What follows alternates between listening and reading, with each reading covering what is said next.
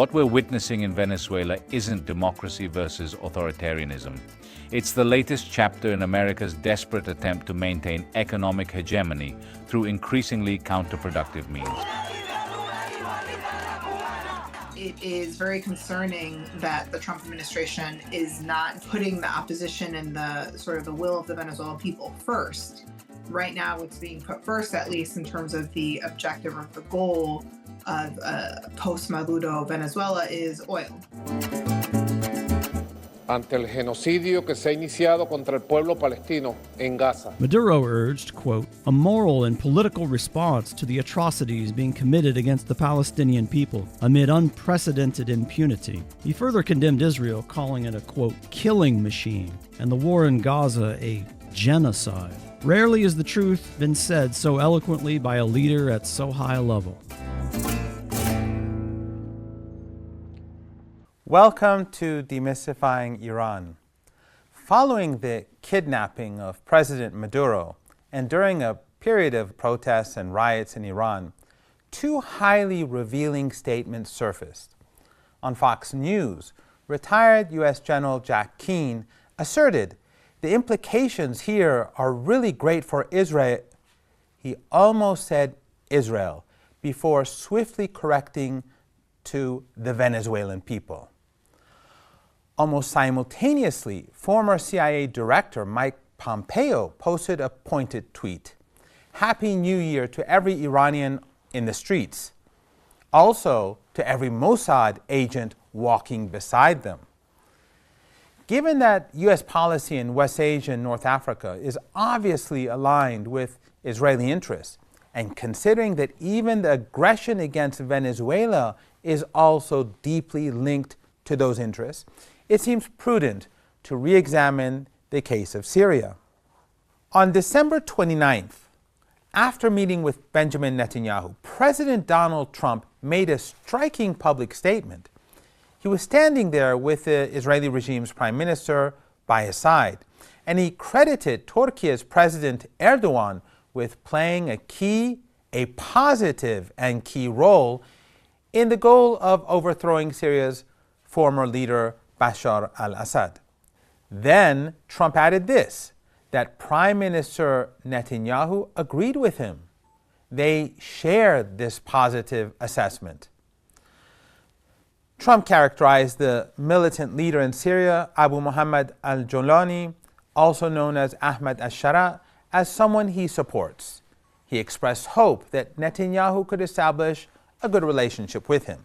I will try and make it so that they do get along. Previously, Netanyahu had attributed the collapse of the Assad government primarily to the Israeli regime's military pressure, asserting that collapse is the direct result of our forceful action against Hezbollah and Iran. Now, Jolani is no ordinary figure. He was until recently a wanted commander. His group, Hayat Tahrir al-Sham, was until recently designated as a terrorist organization by the U.S., and there was a multi-million-dollar bounty on his head. And here's the striking part. Even with that terrorist designation and bounty, the U.S. never made any attempt to kill him. This is a man who co-founded ISIS, a man whose group in Syria before rebranding was Al-Qaeda's Syria branch. The same Al-Qaeda that we were told carried out their terror attacks on September 11th, 2001, killing roughly 3,000 Americans. Yet for over a decade, Iran's involvement in Syria has been one of the most criticized aspects of the Islamic Republic's foreign policy. Across NATO and among U.S. regional allies and proxies, it was consistently framed, judged, and condemned, conveniently in the language of sectarianism, a language that served to obscure the roles of the U.S. and Israeli regimes.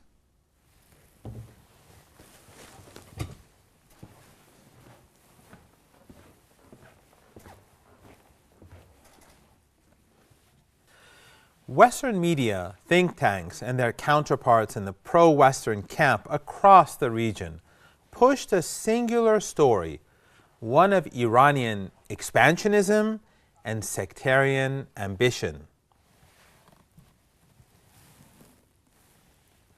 But then there was the beheadings and slave markets, a takfiri regime with U.S. support that burned its way across borders. This raises a critical question.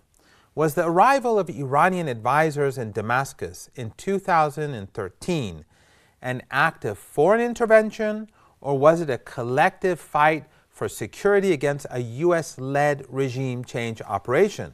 Nevertheless, it is clear that Iran's presence in Syria and soon after in Iraq was not the start of a problem, but a response to one.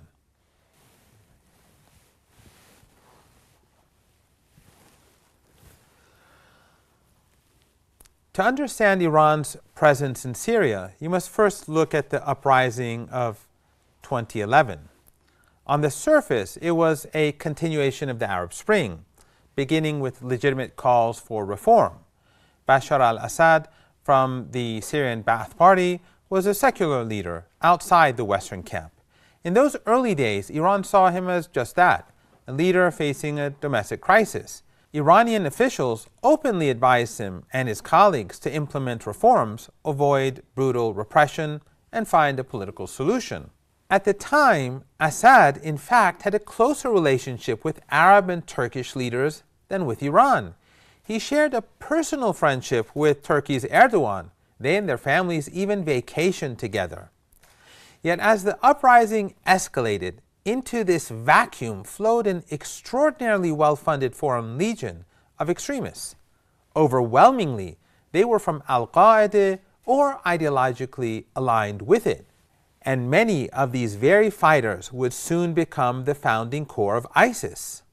For Tehran, watching this swift transformation, the calculus shifted. Iran saw that what followed was not an organic movement. It was the orchestration of a proxy war, one whose primary infantry would be takfiri so-called jihadists, backed by the U.S. and its regional allies. Notably, most of these allies were authoritarian family regimes that had suddenly found their voice, screaming for freedom in Libya and Syria.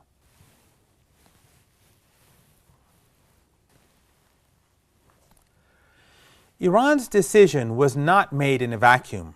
It was guided by a strategic doctrine. This doctrine required three things. First, a formal invitation from the Syrian government. Second, a just cause, defined as the defense of a people against U.S.-led aggression and takfiri terror.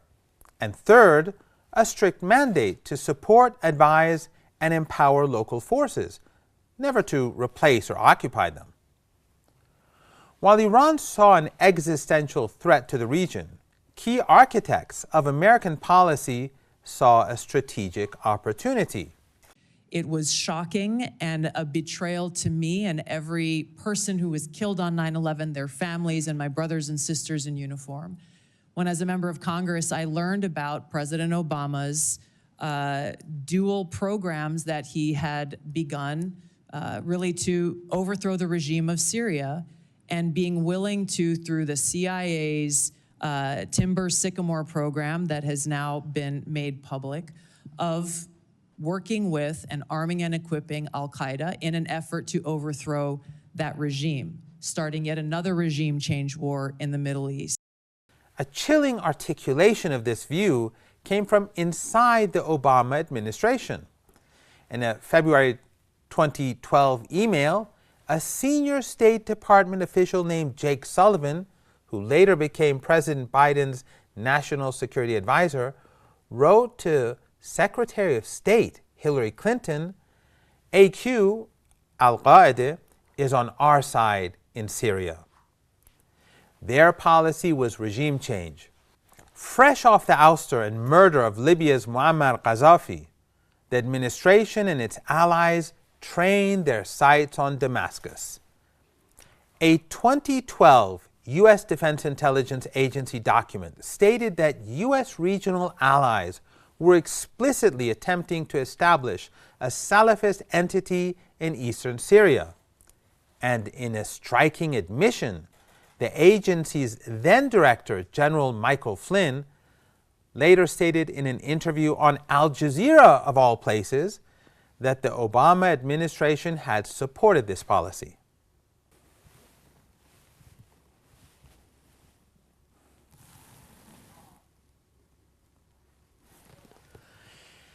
In early 2013, this broader U.S. covert effort to support the Syrian opposition and pressure the Assad government was officially designated by the code name Timber Sycamore.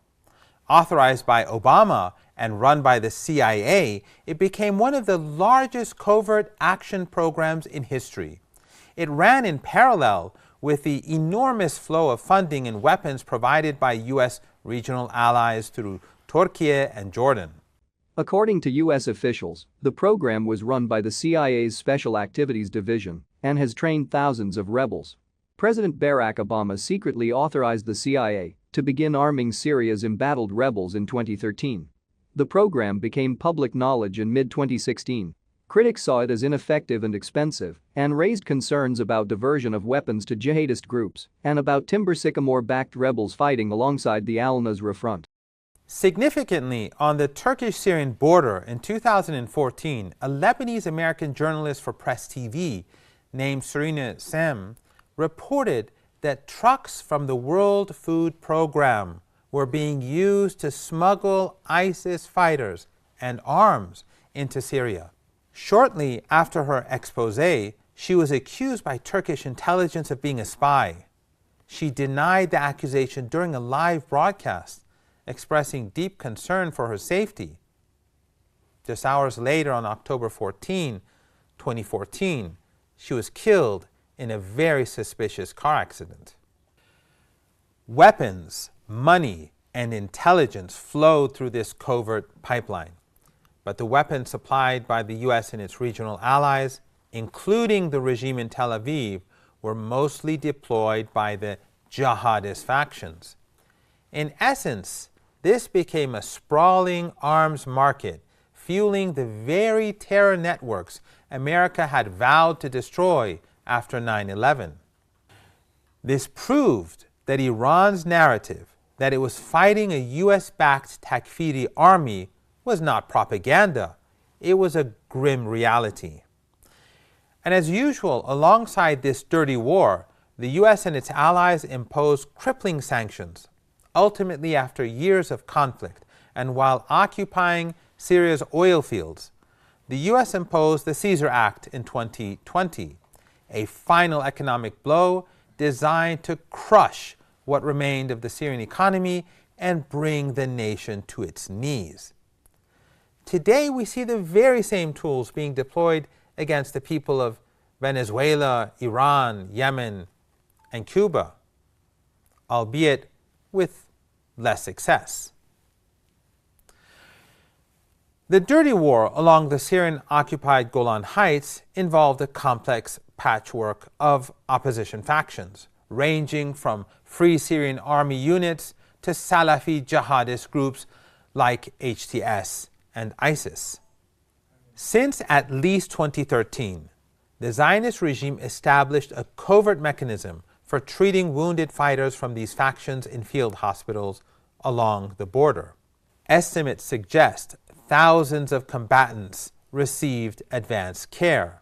In his interview with the British Sunday Times, however, Eisenkot continued that the weapons shipments to rebel groups consisted of light munitions for self-defense, while a September report by Foreign Policy magazine quoted alleged Syrian rebel leaders and soldiers as saying Israel was arming and funding at least a dozen different groups. The support, however, extended far beyond medical aid.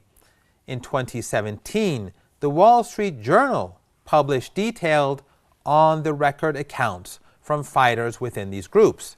They described the relationship that included regular monthly cash to commanders, salaries for fighters, and the systematic supply of necessities like food, fuel, and medical equipment. Critically, the supply chain also included weaponry intended to sustain these groups' operational viability against Syrian government forces. The tactical coordination could be stark and direct. When a partnered faction suffered a major battlefield loss, Precise Israeli artillery strikes or air raids would often follow, targeting Syrian Arab army positions and weaponry in the same area.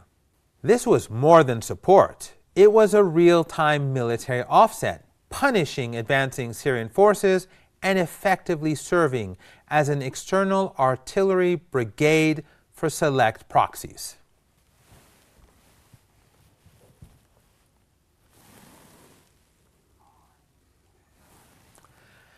As the US-led coalition funneled support to Takfiri factions, the task of confronting them fell to the forces of Iran and the resistance. On the front lines against the Islamic State and Al-Qaeda, one figure commanded the ground campaign in both Iraq and Syria, General Qasem Soleimani. His operational impact was decisive. In Syria, Soleimani was the architect of the militias that broke the deadly HTS-led siege of Aleppo. Later, he orchestrated the massive, complex operation that recaptured the strategic city of Deir ez-Zor from ISIS, a victory that shattered the group's territorial grip and prevented U.S. forces from filling the vacuum along the Iraq-Syria border. In 2014, as ISIS stormed towards Erbil and Obama refused to help, it was General Soleimani who arranged the urgent delivery of Iranian weapons and officers to the Kurdish Peshmerga, preventing a catastrophic collapse. Yet his most significant creation was not a battlefield victory, but an extraordinary army. He assembled a unique transnational force of Shia, Sunni, Christian, Yazidi, Alawite, Druze, and Kurdish fighters, a coalition built specifically to dismantle ISIS. But what can I do? Some so-called intellectuals laugh and think that we are fighting for the survival of one person, namely Bashar. They do not realize that this is a front for the defense of humanity, not merely for the defense of Islam. It is a front for the defense of Islam, not merely for the defense of Shia. For this he was hailed as a savior by his allies and was deemed an unparalleled threat by his foes. It was precisely this ability to mobilize his diverse network against the Takfiris that made him a primary target for Netanyahu and Trump. Iran's strategy in Syria was defined by a deliberate and public duality. It drew a sharp operational distinction between armed Takfiri groups seen as an existential threat and those viewed as a political challenge. The latter included other opposition factions, but also those within the Takfiri spectrum who were prepared to negotiate. These were treated as adversaries with whom a solution, however complicated, remained possible. This nuanced policy was best exemplified by Iran's pivotal role in the Syrian government's reconciliation and evacuation agreements. These deals, particularly the Iranian-protected evacuation of Takfiris and other opposition groups from eastern Aleppo in late 2016, came at a cost. Iran sacrificed its own personnel to secure it. The outcome, therefore, represented not merely a military victory, but a humanitarian, moral, political, and strategic success. Another critical component of Iran's narrative, omitted from mainstream discourse, is the significant drawdown of its conventional military advisors after the territorial defeat of ISIS in late 2017. This reduction disproves the claim that Iran sought a permanent, large-scale presence of Syria. Its model instead shifted to a low-profile presence, advisors and garrisons in strategic locations. It reduced Iran's exposure and costs while preserving its core security network, embedded advisors, loyal militias in key zones, and institutionalized intelligence sharing.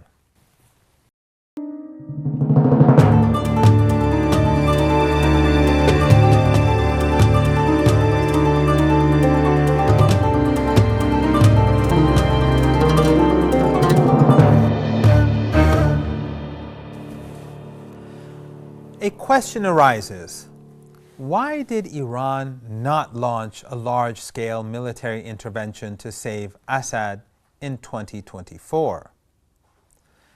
The answer lies in the principles that guided Iran's involvement from the start. Contrary to the Western narrative of expansionist occupation, Iran's mission was never to fight Syria's war for it. Its intervention was strictly conditional upon two pillars: a formal sovereign request from the recognized state, the demonstrable will of the local army and population to resist.